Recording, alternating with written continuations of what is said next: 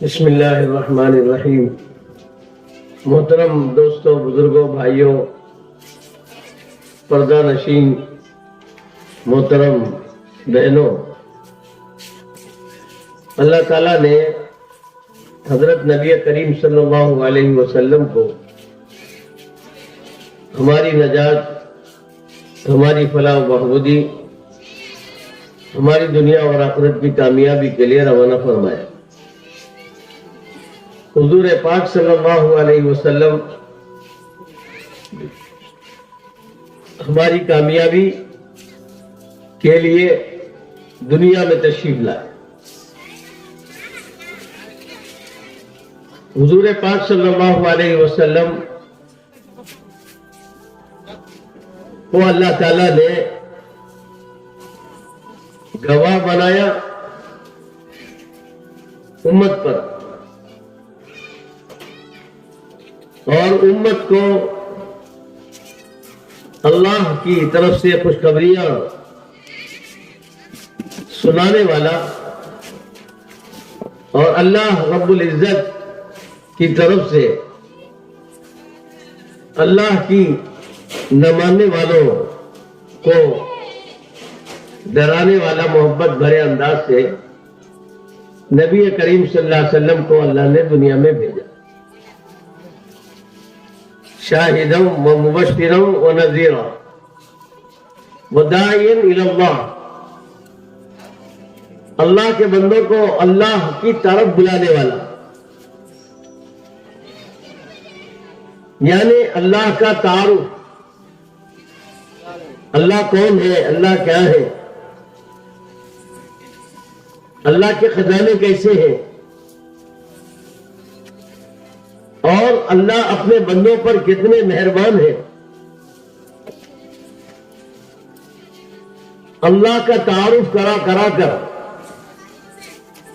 اللہ کی بڑائی بتا کر، اللہ کے خزانے جو لامحدود خزانے ہیں، ان خزانوں کو سنا کر، اور پھر اللہ کتنی بڑی طاقت والے ہیں، ساری کائنات اس اللہ کے حکم کے تابع ہے۔ سورج اپنی جگہ سے ہل نہیں سکتا جب تک کہ اللہ حکم نہ دے، چاند اپنی جگہ سے گھوم نہیں سکتا جب تک کہ اللہ کا امر نہ ہو، ستارے چمک نہیں سکتے جب تک کہ اللہ کا اشارہ نہ ہو، زمین قائم ہے تو اللہ کے حکم سے، آسمان کھڑا ہوا ہے تو اللہ کے حکم سے، ہوائیں چل رہی ہیں تو اس کی طرف سے، بارش کی بوندہ بانی ہوتی ہے تو اللہ کے برسانے سے۔ تو اس طرح اللہ کی طاقت اور قدرت کو اللہ کے نبی صلی اللہ علیہ وسلم نے سمجھایا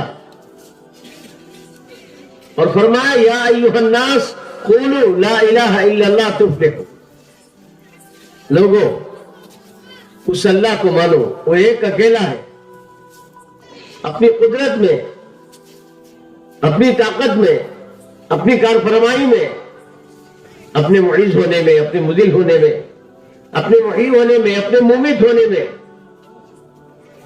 وہ اس اللہ کا کوئی شریک نہیں، وہ وحدہ لا شریک ہے۔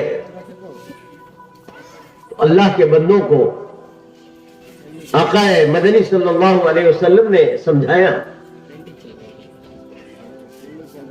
ایک اکیلے اللہ کی دعوت دی، سب کچھ کرنے والا وہ ہے، وہ کرنے پر آئے تو کوئی اس کے لیے آڑ نہیں، اور وہ روکنے پر آئے تو کوئی دینے والا نہیں۔ لا مانع لما اعطیت ولا معطی لما منعت، اللہ جس کو دینا چاہے اس کو کوئی روکنے والا نہیں، اللہ جس کو روک دے اسے کوئی دینے والا نہیں۔ اللہ کے بندوں کو سمجھایا۔ ایسے زمانے میں حضور صلی اللہ علیہ وسلم تشریف لائے کہ انسان اتنا بگڑا ہوا تھا ذہن کے اعتبار سے بھی، عمل کے اعتبار سے بھی، اخلاق کے اعتبار سے بھی، معاشرے کے اعتبار سے بھی اتنا بگاڑ کسی زمانے میں نہیں. جب حضور پاک صلی اللہ علیہ وسلم ایک اکیلے اللہ کی قدرت کو سمجھاتے تھے تو وہ کہتے تھے اجعل الآلہۃ الہا واحدا ان ھذا لشیء عجاب. ایک ایسے عجیب نبی ہے، عجیب باتیں کرتے ہیں اور کہتے ہیں سارے معبودوں کو چھوڑ چھاڑ ایک معبود کو ہم ماننے والے بنے. اس لیے کہ انہوں نے ان کی پریشانیوں پر ایک نہیں، دو نہیں، چار نہیں، 360 معبود بنائے رکھے تھے، لیکن ان کی پریشانیاں حل نہیں ہو پا رہی تھی، ان کی ذلت عزت میں نہیں بدل رہی تھی، ان کا افلاس ختم نہیں ہو رہا تھا. تو بناتے بناتے 360 معبود بنائے، لیکن ان کی حالت بجائے بندے کے بگڑتی ہی جا رہی تھی. جب اللہ کے نبی صلی اللہ علیہ وسلم تشریف لائے اور آپ نے ایک اللہ کی دعوت دی، دیکھو یہ ساری چیزوں کو چھوڑو، یہ من گھڑت معبودوں کو، ایک معبود ہے، بڑی طاقت والا ہے، بڑی قوت والا ہے، اس کے خزانوں میں کوئی کمی نہیں ہے، اس کو مانو، اس کی مانو، تم کامیاب ہو جاؤ گے. یا ایھا الناس قولوا لا الہ الا اللہ تفلحوا. تو کہنے لگے اجعل الآلہۃ الہا واحدا ان ھذا لشیء عجاب. ان ساروں کو چھوڑ چھاڑ ہم ایک معبود کو پکارنے لگے. اتنا سے ہمارے کام نہیں بنتے تو ایک سے کیا کام بنے گا؟ یہ بڑی تعجب خیز بات ہے. بگڑے ہی تھے، حضور صلی اللہ علیہ وسلم کا ٹھٹا کرتے، آپ کا مذاق کرتے اور آپ کے راستے میں کانٹے بچھاتے، سمجھانے جائیں تو مکے کی دھول اڑاتے، کبھی نعوذ باللہ آپ کے چہرے پر تھوکتے اور آپ کے سر مبارک کے بالوں کو پراگندہ کرتے اور آپ کے مبارک بدن کے کپڑوں کو پھاڑتے. چنانچہ ایسے ہی کیا. جب حضور پاک صلی اللہ علیہ وسلم اس حالت کے ساتھ اپنے گھر واپس آئے، بیٹی زینب دیکھ کر رونے لگی. حضور پاک صلی اللہ علیہ وسلم کا جی بھر آیا بیٹی کی آنکھوں کے آنسوؤں کو دیکھ کر. بیٹی کے سر پر اپنا مبارک ہاتھ رکھا اور فرمایا کہ میری بیٹی رو نہیں، اللہ نے تیرے باپ کی قربانی کو قبول کر لیا ہے. وہ دن ضرور آئے گا ہر کچے اور پکے اینٹ والے مکان میں تیرے باپ کی لائی ہوئی بات کو اللہ داخل کر کے رکھے گا. سب کی سنتے اور سہتے، صبر کرتے. مکے والوں نے اس طرح کیا. کبھی نماز پڑھنے جائیں تو آپ کے گلے میں پھندا ڈال دے، سجدے میں جائیں تو آپ کی مبارک پیٹھ پر اونٹ کی اوجھ لا کے ڈال دے. بیٹی فاطمہ روتی ہوئی آتی اور اپنے باپ کی اس تکلیف کو دور کر. چنانچہ حضور پاک صلی اللہ علیہ وسلم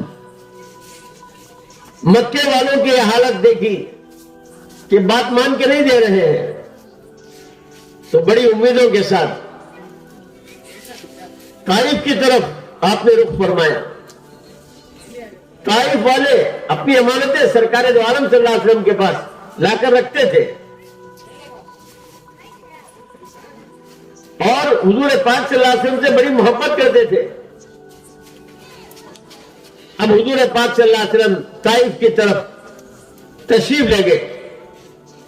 کوئی نہیں ساتھ، ایک رفیق سفر ہے زید بن حارثہ رضی اللہ تعالیٰ عنہ اور ایک خچر ہے، دو سوار ہے. پہاڑوں کی چڑھائی ہے طائف والوں پر اللہ کی بڑائی اور اس کی قدرت کو پیش کیا اور دعوت دی. اتنا چاہنے والے بس میرے آقا کے دشمن بن گئے. ایسی دشمنی پر آئے کہ پہلے تو بچوں کو لگا دیا پیچھے تاکہ ذہن الجھ جائے, اور پھر بڑے باہر سے نکلے اپنے گھروں سے میرے آقا پر پتھروں کی بوچھار کی. حضور پاک صلی اللہ علیہ وسلم پتھروں کے مار کھاتے کھاتے گر گئے, تب بھی ان کو ترس نہیں آیا. ایک دشمن آیا اور حضور صلی اللہ علیہ وسلم کو کہ مبارک بغل میں ہاتھ ڈال کر اٹھایا, کھڑا کیا اور پھر پتھر سے مارے.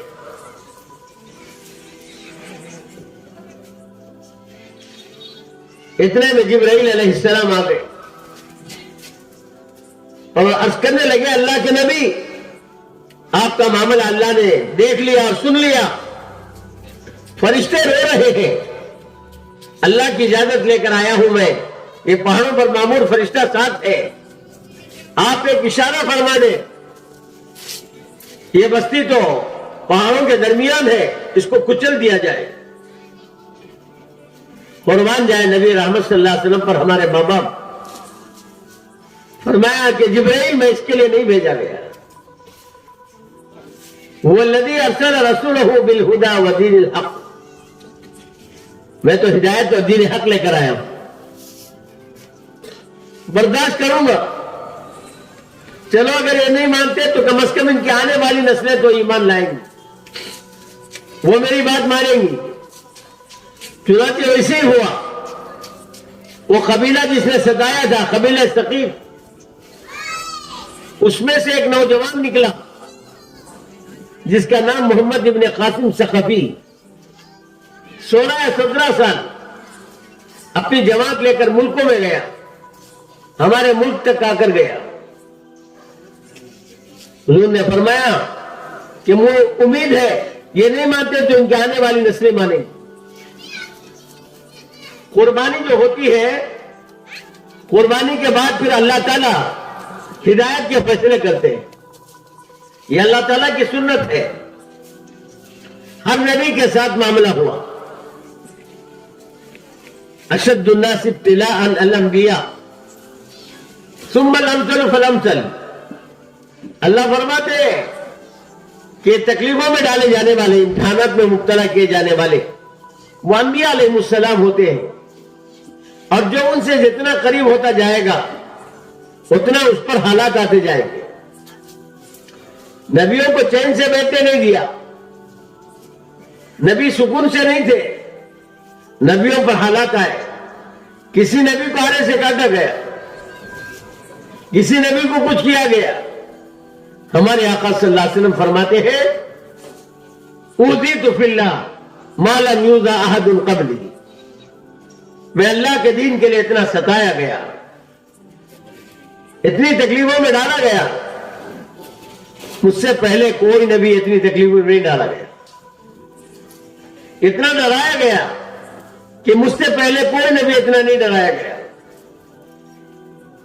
حضور پاک صلی اللہ علیہ وسلم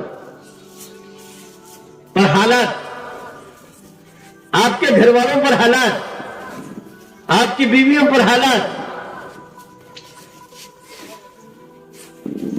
عائشہ رضی اللہ تعالیٰ عنہ فرماتی ہیں میں ایک چاند دیکھتی تھی, دوسرا چاند نظر آتا تھا, تیسرا چاند بھی نظر آ جاتا تھا, ہمارے گھروں میں سے کسی گھر میں چولہا نہیں سلگتا تھا.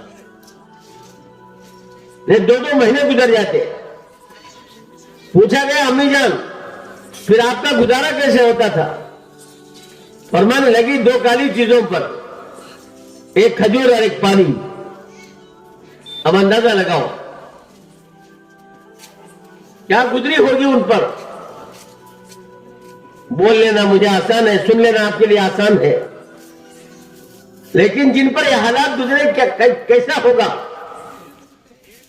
کیا ان کے گھروں کا حال ہوگا. ادھر بیٹی فاطمہ کے گھروں میں فاقے, حسن و حسین بھوک سے بلبلا رہے ہیں. حضور پاک صلی اللہ علیہ وسلم نے اٹھایا, نانا جان کی زبان کو چوستے چوستے نواسوں نے بھوک مٹائی. حضور پاک صلی اللہ علیہ وسلم نے فرمایا, بیٹی فاطمہ کیا تجھے دھرم نہیں آتا, بچوں کو دودھ پلا کر تسلی نہیں پہنچاتی؟ سنتے ہی بیٹی کی آنکھوں سے موتی جیسے آنسو نکلے. عرض کرنے لگی, ابا جان دودھ کیسے پلاتی؟ میرے پاکوں نے میرا دودھ سکھا دیا. ہم بھی اپنے بچوں کے باپ ہیں. اپنے بچوں کا یہ حال اگر ہم سنیں تو کیا گزرتی ہم پر. میرے آقا حضرت فاطمہ سے اتنا تعلق, جب بھی سفر میں جاتے تو حضرت فاطمہ کو دیکھ کر جاتے, سفر سے واپس آتے تو فاطمہ کو دیکھ کر آنکھیں ٹھنڈی کر کے آتے. ایک مرتبہ فرما, فاطمہ بضعۃ منی, فاطمہ میرے دل کا ٹکڑا ہے. کہیں فرمایا فضلۃ کبھی دی, میرا دل ہے فاطمہ. جو فاطمہ کو راضی کرے وہ مجھے راضی کرتا ہے, جو فاطمہ کو ناراض کرے وہ مجھے ناراض کرتا ہے. حضرت فاطمہ سے محبت, اسی محبت کی بات ہے. حضور پاک صلی اللہ علیہ وسلم کا جب وصال ہوا, لوگ آپ صلی اللہ علیہ وسلم کی تدفین کر کے آ رہے تھے. صحابہ, حضرت فاطمہ رو رہی تھی, آنکھوں سے آنسو جاری تھے, اور آنے والوں کو دیکھ کر کہنے لگی, تمہارے ہاتھ کیسے اٹھے؟ میرے ابا جان کے جسد مبارک پر تم نے مٹی ڈالی. اور پھر روتے ہوئے کہنے لگی, صبت علیہ مصائب لونہا صبت علی الیام سرنا لیالیا فماذا علی من شم تربت احمدی اللہ یشم مدد زمان غوالیا. مجھ پر مصیبتوں کے پہاڑ اتنے ٹوٹ گرے, اگر وہ دن پر گرتے تو دن رات میں بدل جاتے, اور اسے کون سی خوشبو سونگنے کی ضرورت باقی رہ جاتی ہے جس نے حضرت محمد صلی اللہ علیہ وسلم کے قبر اثر کی مٹی کی خوشبو سونگ لی. جس بیٹی کو باپ سے اتنا تعلق ہے, باپ کو بیٹی سے اتنا تعلق ہے, اب بیٹی کا حال دیکھا تو باپ کا دل کیا بولا ہوگا. لیکن حضور نے یہ نہیں فرمایا, کہیں روایتوں میں نہیں ملتا کہ بیٹی تو اطمینان مطمئن ہو جا, پریشان نہ ہو, ہم تیرے گھر راشن سے بھر دیں گے, تیرے گھر چاول سے بھر دیں گے, تیرے گھر آٹے سے بھر دیں گے. بلکہ یوں فرمایا, اصبری یا فاطمہ, اصبری یا فاطمہ, بیٹے تو صبر کر لے, صبر کر لے, اللہ اس کا اجر آخرت میں دے گا. بیٹی کو صبر کی تلقین کر رہے ہیں.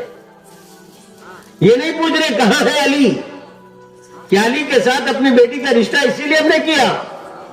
سرکار دو عالم صلی اللہ علیہ وسلم کو معلوم ہے حضرت علی راہ خدا میں ہے, راہ خدا کے خواب چھاننے میں ہے, راہ خدا میں مارے مارے پھر رہے ہیں, اور بیٹی گھر پر حالات آتے ہیں. اللہ کے نبی کو برداشت ہے. حضرت فاطمہ رضی اللہ تعالیٰ عنہ ایک مرتبہ دن بھر بھوکی تھی, شام کے وقت ایک روٹی ملی, ایک روٹی. حضرت علی, حضرت حسن, حضرت حسین اور حضرت فاطمہ تو اس کے ٹکڑے بناتے ہوئے روٹی کے ابا جان بھی یاد آ گئے. ابا جان کا بھی ایک ٹکڑا بنایا, ایک روٹی کے 5 ٹکڑے بنائے. روٹی کا ایک ٹکڑا کچھ موٹیاں گوشت کی اس پر رکھ کر سیدھے ابا جان کے گھر آئی, یعنی سرکار دو عالم صلی اللہ علیہ وسلم کے, اور عرض کیا, اے اللہ کے نبی, دن بھر سے آپ کی بیٹی اور آپ کے نواسے اور آپ کے داماد بھوکے, شام کے وقت اللہ نے روٹی بھیجی ہے, ایک ٹکڑا میں نے بھی آپ کے نام پر نکالا ہے, بتائیے آپ کا کیا حال ہے. حضور پاک صلی اللہ علیہ وسلم ہمارے ماں باپ آپ پر قربان ہو, آپ نے فرمایا کہ بیٹی تیرا تو دن بھر سے واقع تھا, تیرے باپ کو 3 دن سے کچھ چکنے کو بھی نہیں ملا ہے. یہ دن ایسے ہی نہیں آیا, یہ دن بڑی قربانیوں کے ساتھ آیا ہے. مردوں نے بھی قربانیاں دی, عورتوں نے بھی قربانیاں دی. حضرت عمر رضی اللہ تعالیٰ عنہ اپنے گھر سے نکلے ننگی تلوار لے کر، نعوذ باللہ نعوذ باللہ، اور کہتے ہوئے کہ محمد کو قتل کروں گا۔ راستے میں ان کے ایک دوست ملے، پوچھا کیا ارادہ ہے تمہارا؟ اپنا ارادہ بتایا۔ ارے وہاں کی بات کرتے ہو، پہلے اپنے گھر کی خبر لو، تمہاری بہن تمہارے بہنیں بھی دونوں مسلمان ہو گئے۔ حضرت عمر کا سر چکرا گیا، اس وقت تک ایمان نہیں لائے تھے، پلٹے بہن کے گھر، اور بہن کے گھر داخل ہوئے اور ہاتھ میں تلوار تھی ہی، تلوار کی مٹھ سے بہن کے سر کو پھوڑ دیا۔ بہن خون میں نہا گئی۔ بہن نے کہا کہ بھائی عمر، تو جان لینے دے دیں گے لیکن ایمان جانے نہیں دیں گے۔ اور تو عورت ذات ہے، ایمان کی لذت جب ملتی ہے، ایمان کی چاشنی جب ملتی ہے، اور ایمان کی قیمت جب دل میں اترتی ہے، خدا کی قسم کائنات قربان کرنے تیار ہو جاتے ہیں، چاہے وہ مرد ہو کہ عورتیں ہو۔ اللہ ہمارے ہر گھر کو ایمان والا گھر بنا دے، ہمارے ہر بھائی کو، ہر بہن کو ایمان والی بہن بنا دے۔ ہم نے روپے کی قیمت کو سمجھا، سونے کی قیمت کو سمجھا، چاندی کی قیمت کو سمجھا، ہیرے جواہرات کی قیمت کو سمجھا، گھر بار کی قیمت کو سمجھا۔ اگر نہیں سمجھا تو ہم نے ایمان کی قیمت کو نہیں سمجھا۔ آنکھ بند ہو جائے گی تو یہ سونا رہ جائے گا۔ ایک آدمی کا انتقال ہو گیا، ماں کہہ رہی ہے بیٹے سے کہ بیٹے تمہارے باپ کے منہ میں دو دانت ہیں، دو دانت تو سونے کے ہیں، ذرا وہ سونے کے دانت کو نکال لو، خبر میں جا کر کیا کریں گے؟ باپ کو ماں بھیج رہی ہے، بیٹے کو باپ کے پاس ماں بھیج رہی ہے، سونے کے دانت ہے نکال لو۔ زیور کام نہیں آئے گا، ہاں مال کام نہیں آئے گا، جنازہ اپنے گھر سے اٹھے گا، جس گھر پر سارا سرمایہ لگا اسی گھر سے جنازہ اٹھے گا، اپنے وطن سے اٹھے گا، اور کپڑے اپنے بدن کے کپڑے اتریں گے، سیدھے سادے کپڑے، ہاں یہ کفن میں لپٹا جائے گا۔ مرد کے لیے 3 کپڑے آئیں گے، عورتوں کے لیے 4-5 کپڑے آئیں گی، اور اپنے سر پر لباس وہ رہ جائیں گے، دوسرے اس کو لوٹ لیں گے۔ نہ گھر آئے گا، نہ باغ آئے گا، نہ کھیت آئے گا، نہ مال آئے گا۔ ایک بادشاہ کا انتقال ہو رہا تھا تو بادشاہ نے کہا کہ جب مجھے کفن میں لپٹو تو میرے ہاتھوں کو باہر کرو۔ لوگوں نے پوچھا کیا بات ہے؟ کیا کہ جیسے میں دنیا میں آیا تھا خالی ہاتھ، اب دنیا سے جا رہا ہوں تو خالی ہاتھ جا رہا ہوں، کوئی کچھ نہیں لے جاتا، نہ بینک بیلنس لے جاتا ہے، نہ چیزیں لے جاتا ہے، نہ مال لے جاتا ہے، مودا تو وہیں سے ختم ہو گیا۔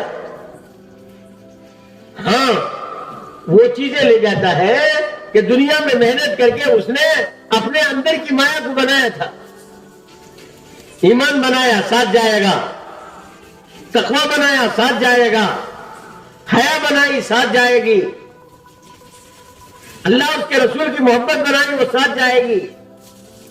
قبر میں جاتے ہی جو پوچھا جائے گا یہ نہیں پوچھا جائے گا تم وزیر تھے کہ فقیر تھے، تم مالدار تھے کہ غریب تھے، وہ تو دنیا سے ختم ہو گیا۔ قبر میں پوچھا جائے گا من ربک، ایمان کا سوال، تمہارا پالنہار کون،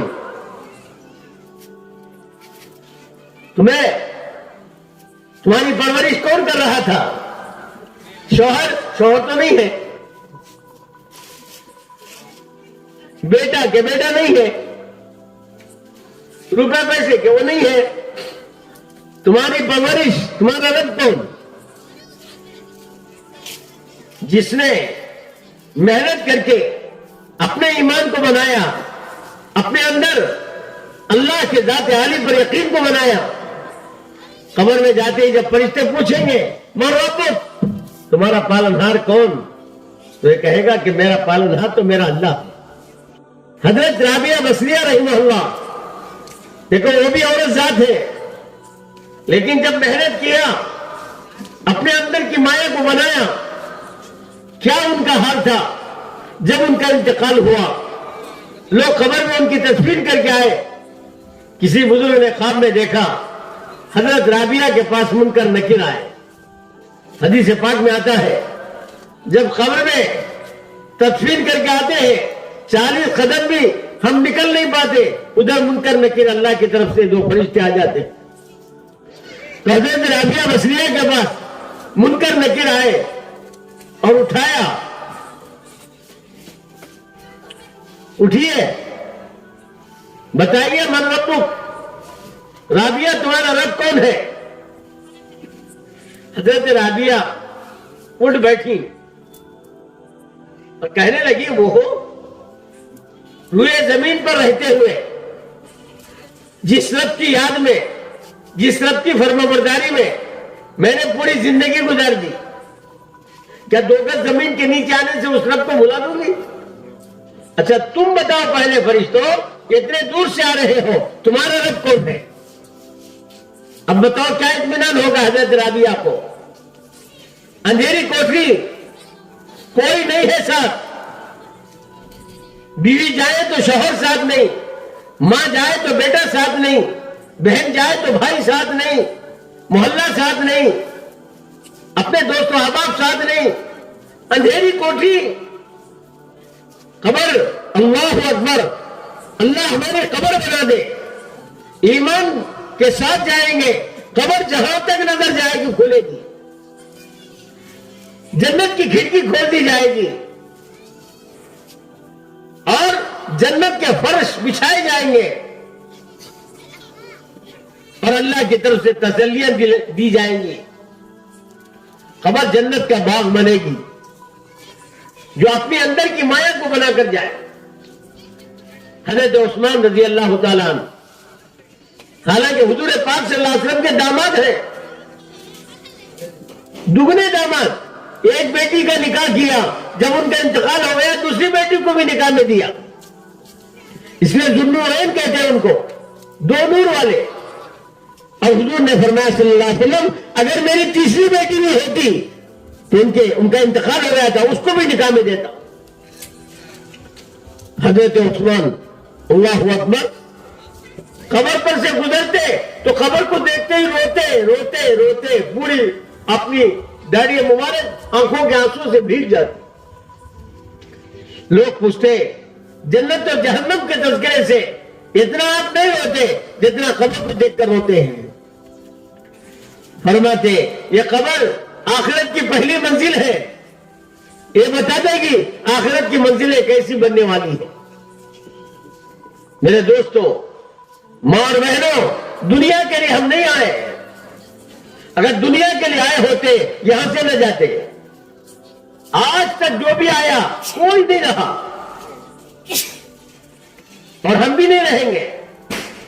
قبرستان جاتے ہیں تو ہم سے کیا کہا گیا؟ سلام کرو قبر والوں کو، السلام علیکم یا اہل القبور، اے قبر والوں تم پر اللہ کی سلامتی ہو۔ انتم سلف، تم آگے نکل گئے، ونحن بالآخر تمہارے پیچھے کھڑے ہوئے لائن میں، پتہ نہیں کب بلاوا آ جائے۔ آئے گا ضرور، وہ اللہ سب کی عمروں میں ویسے برکت عطا فرمائے، لیکن کوئی نہیں بتا سکتے۔ ہم یہاں بیٹھے ہیں جلسے میں، اٹھ بھی پائیں گے کہ نہیں پائیں گے، ہمیں کیا بھروسہ؟ عقل مند انسان وہ ہے جو اپنے دنیا سے جانے کی ایسی تیاری میں لگے کہ اب آئے بلاوا تو ہمارے پاس سرمایہ موجود ہو۔ ایمان، اللہ کے احکامات، نبی کریم صلی اللہ علیہ وسلم کے نورانی طریقے، یہ جلسے کیوں کیے جاتے ہیں؟ کہ اس میں ہمارا دنیا میں آنا، اس کا مقصد معلوم ہو۔ ہم دنیا میں کیوں بھیجے گئے؟ ہم دنیا میں گھر کے لیے نہیں آئے، ایک ضرورت ہے ہمارے تن چھپانے کے لیے، کپڑوں کے لیے نہیں آئے، یہ تو ہمارے بدن چھپانے کے لیے ضرورت ہے۔ سواریوں کے اکٹھا کرنے کے لیے نہیں آئے. یہ تو چلنے کے لیے ضرورت ہے. یہ ضرورت کی چیزیں ہیں. کبھی بڑھیا بن جائے, کبھی گھٹیا بن جائے, ضرورت ہماری پوری ہو جائے. دیکھو مکان بناتے ہیں نا, بہترین مکان بناتے ہیں اور اس میں باتھ روم بھی بناتے ہیں. کیا باتھ روم عائش کے لیے بناتے ہیں؟ ضرورت پورا کرنے کے لیے بناتے ہیں, ضرورت پوری ہو جائے. خدا پاک کی قسم, آخرت کے مقابلے میں دنیا باتھ روم کی بھی حیثیت نہیں رکھتی. یہ کپڑے ضرورت کے لیے ہے, یہ گھر ضرورت کے لیے ہے, یہ سواری ضرورت کے لیے ہے. اصل ہماری تیاری ہماری آخرت کی. اس کے لیے ہمیں اپنے ایمان کو بنانا. ایمان جتنا بنے گا خود نیک اعمال کے اندر سے امنگ پیدا ہو. ایمان بنے گا تو نماز کی توفیق ملے گی. ایمان بنے گا زبان سچ بولے گی. ایمان بنے گا تو آنکھیں صحیح دیکھیں گی. ایمان بنے گا کام غلط نہیں سنیں گے. ایمان بنے گا تو ہر ایک کے حقوق ادا کریں گے. ماں بیٹے کا حق ادا کرے گی, بیٹا ماں کا حق ادا کرے گا. شوہر بیوی کا حق ادا کرے گا, بیوی شوہر کا حق ادا کرے گا. پڑوس کا حق ادا کریں گے. آج ایمان کی کمزوری کا نتیجہ ہے ہمارے حقوق پامال ہو رہے ہیں. نہ بیوی کو شوہر کے حق ادا کرنے کا خیال, نہ شوہر کو بیوی کے حق ادا کرنے کا خیال, نہ بھائی کو بہن کے حق ادا کرنے کا خیال, نہ بہن کو بھائی کا حق ادا کرنے کا خیال. ایمان میں قوت آئے. ایمان بنے گا کیسے؟ ایمان بنے گا ایمان والوں کے واقعات کو بار بار سننے سے. اپنے گھروں میں ماحول بنائے, ایمان والوں کے واقعات سنے. ایمان پر اللہ کیا دیں گے ایمان بنانے پر, تو اس ایمان کی فضیلت سنے. اور لوگوں میں چل پھر کر, بہنیں بہنوں میں اور بھائیوں میں چل پھر کر ایمان کی دعوت دے. ہے تو ایمان کمزور, کبھی ایمان کی دعوت دینا, تاکہ ہمارے ایمان کی کمزوری قوت میں بدلے. اللہ خود دعوت دیتا ہے, ایمان والوں کو دعوت دیتا ہے. یا ایھا الذین آمنوا,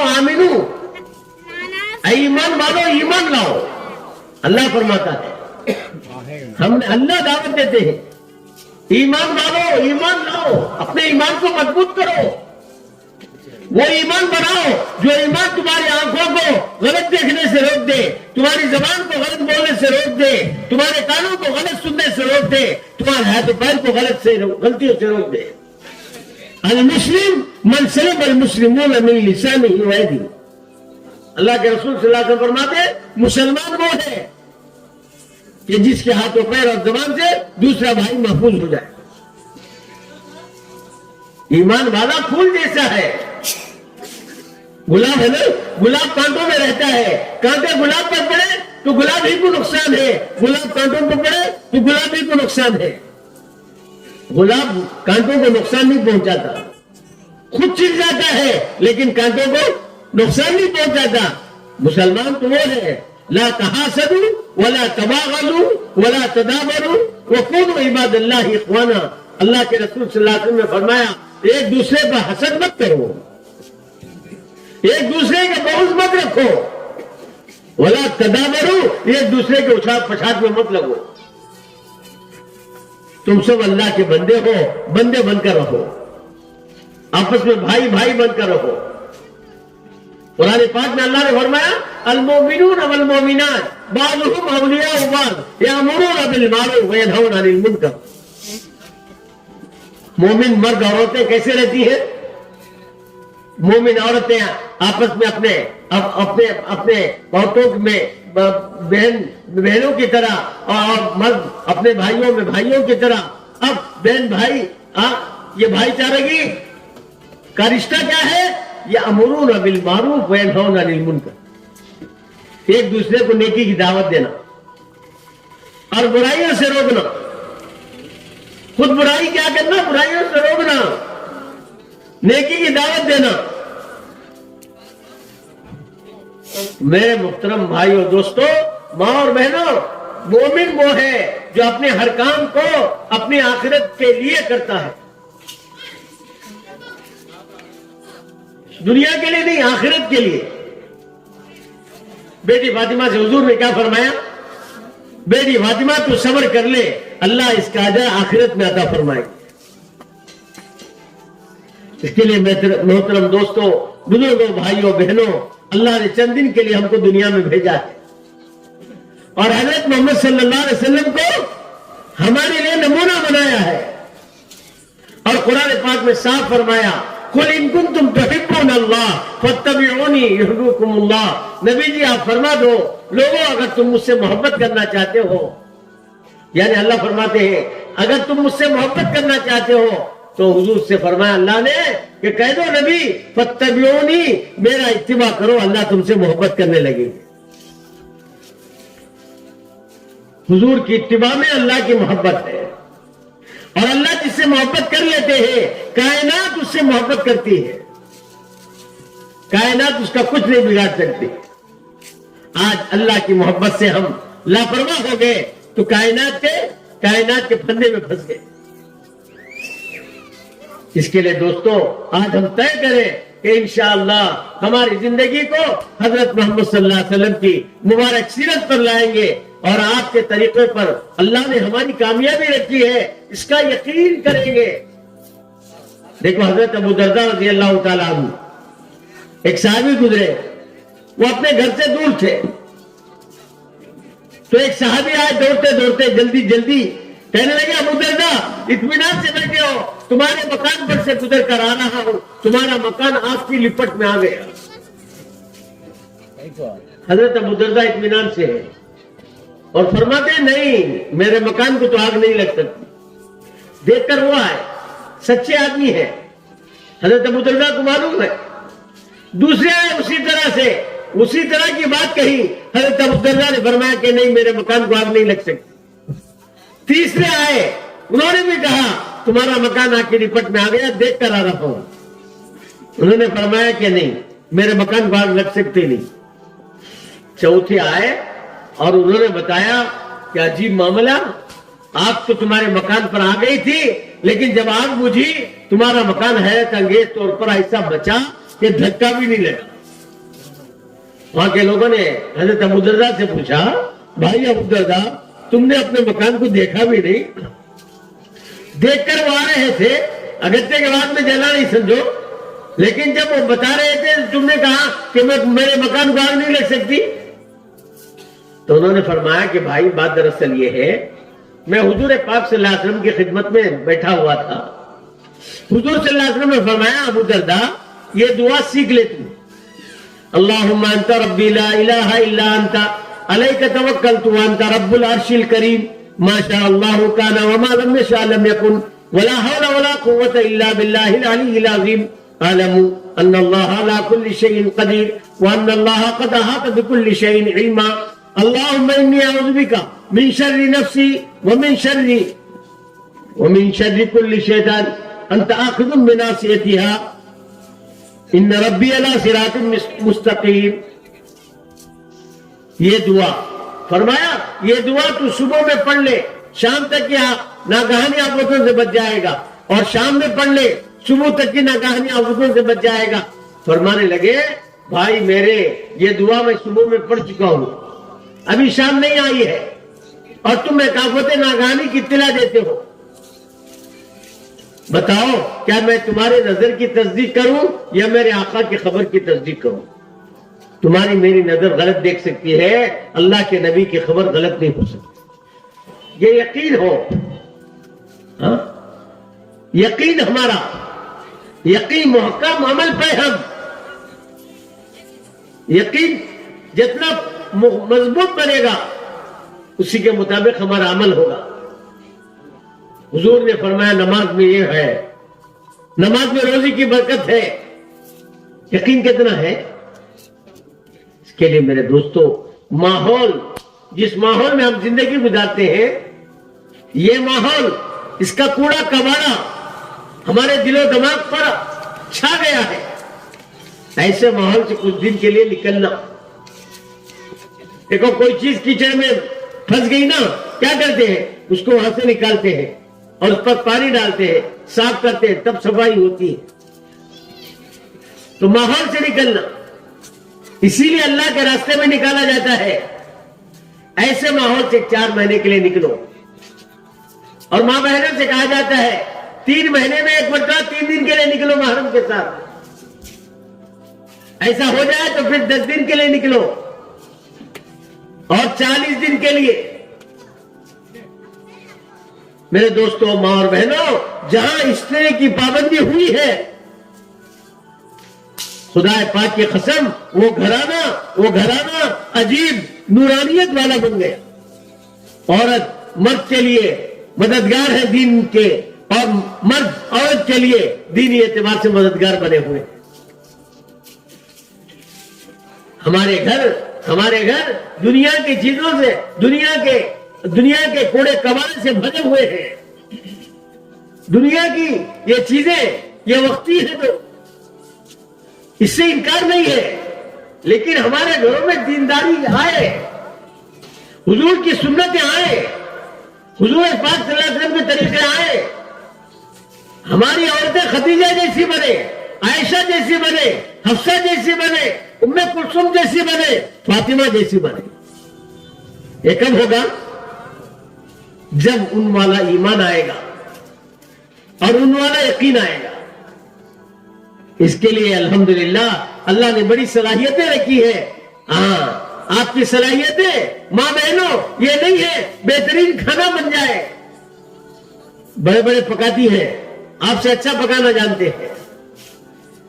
کھانا پکانے میں کوئی کمال نہیں ہے، ہاں، کپڑے جوڑنے میں کوئی کمال نہیں ہے۔ جا کے دیکھو کپڑوں کی دکانوں میں کیسے کپڑے جڑے ہوئے ہیں، زیورات آپ جماتی ہیں، کوئی کمال نہیں ہے۔ بے ایمانوں کے گھروں میں دیکھو کتنے زیورات ہیں۔ ہمارا کمال کیا ہے؟ ہمارا کمال نبی کے طریقوں سے ہے، کہ ہماری بہنیں نبی کے طریقے پر ہیں، فاطمہ کے طریقے پر ہیں، حفصہ کے طریقے پر ہیں، عائشہ کے طریقے پر ہیں۔ بیٹی فاطمہ کا یہ حال سن کر حضور صلی اللہ علیہ وسلم نے کیا فرمایا؟ بیٹی تو صبر کر لے، اللہ اس کا اجر آخرت میں دیں گے۔ اور اس کے بعد فرمایا بیٹی سونے سے پہلے 33 مرتبہ سبحان اللہ، 33 مرتبہ الحمدللہ، 33 مرتبہ اللہ اکبر، 34 مرتبہ اللہ اکبر کہہ لے، اللہ تیری تکلیف کو دور کر دیں گے۔ کتنا یقین تھا! حضور نے ہر عمل کی دعا بتائی۔ محترم بہنوں، ہم ان ساری چیزوں کے لیے، ان ساری چیزوں کو سامنے رکھ کر یہ دعوت و تبلیغ کی جو محنت چل رہی ہے، ہاں، اس محنت میں اپنے مردوں کو، مرد حضرات اللہ کے راستے میں جائیں، اپنے گھروں میں روزانہ 5 اعمال کے ساتھ تعلیم ہو۔ گھر میں اندھیرا ہوتا ہے تو کیا کرتے ہیں؟ روشنی کا انتظام کرتے ہیں۔ سوئچ آن کیا تو لائٹ سلگ گئی، گھر کا اندھیرا دور ہو گیا، روشنی آ گئی۔ یہ تو ظاہری روشنی ہے، یہ تو سبھی کے گھروں میں ہوتا ہے۔ اس میں ایمان والے گھر کی خصوصیت بھی نہیں ہے، لیکن اصل جو روشنی ہے وہ دل کی روشنی ہے۔ دل کی روشنی یہ ہے ایمان۔ روزانہ تعلیم 5 اعمال کے ساتھ کریں گے، ہمارے گھروں میں خدا کی قسم ایک اندر کی روشنی سی جیسی پیدا ہو، ہماری بہنوں میں وہ ایمان کی کیفیت پیدا ہوگی، اور اسی طرح ہوتے رہیں گے تو ہمارے گھر چاہے جھوپڑی کیوں نہ ہو، خدا کی قسم صحابہ جیسے گھر بنیں گے۔ صحابہ کے گھر کیا تھے؟ کھجور کے پتوں کے بوریاں ان کے گھروں کی چھت تھی، اور ان کا فرش کیا تھا؟ زمین تھی۔ لیکن دور دراز ملکوں سے لوگ دیکھنے کے لیے آتے تھے مدینے کی معاشرت کو دیکھنے آتے تھے۔ کیا دیکھنے آتے تھے؟ گھروں کو دیکھنے آتے تھے۔ ان کے کھانے تو فقر و واقعہ کے ساتھ تھے، سوکھی روٹیاں تھیں، کھجور تھے۔ کیا دیکھنے آتے تھے؟ ان کی معاشرت کو، ان کی محبت کو، ان کے حقوق کی ادائیگی کو، ان کے بڑے اور چھوٹوں کے حقوق کے ادا کرنے کو۔ تاریخ میں لکھا ہے کہ دور دراز ملکوں سے لوگ ان کی معاشرت کو دیکھنے آتے تھے۔ خدا پاک کی قسم، اگر ہم ایمان والے بن گئے اور اعمال والے بن گئے رسول کریم صلی اللہ علیہ وسلم کے اعمال والے، تو میرے دوست، تو بزرگوں، ماں اور بہنوں، چاہے ہمارے گھر جھوپڑے جیسے کیوں نہ ہو، لیکن اگر اس طرح ہوں گے تو ہمارے گھروں کو دیکھنے کے لیے لوگ آئیں گے۔ یہ روشنی ہے، روشنی۔ اس کے لیے ہم سب کوشش کریں۔ یہ جلسہ اسی کے لیے ہے۔ حضور پاک صلی اللہ علیہ وسلم کی سیرت ہمارے سامنے اسی لیے کہی جاتی ہے اور بولی جاتی ہے تاکہ ہماری زندگی میں آپ صلی اللہ علیہ وسلم کی سیرت آئے اور اللہ ہمیں دنیا اور آخرت میں کامیاب کریں گے انشاءاللہ۔ ابھی دیکھو 17 تاریخ، آئندہ مہینے کی 17 تاریخ ہے، ایک بہت بڑا اجتماع ہو رہا ہے، اور جہاں اللہ کے نیک بندے اور ہمارے اکابر تشریف لائیں گے، اور وہاں سب پورے ضلع سے تقریباً سارے ایمان والے جمع ہوں گے۔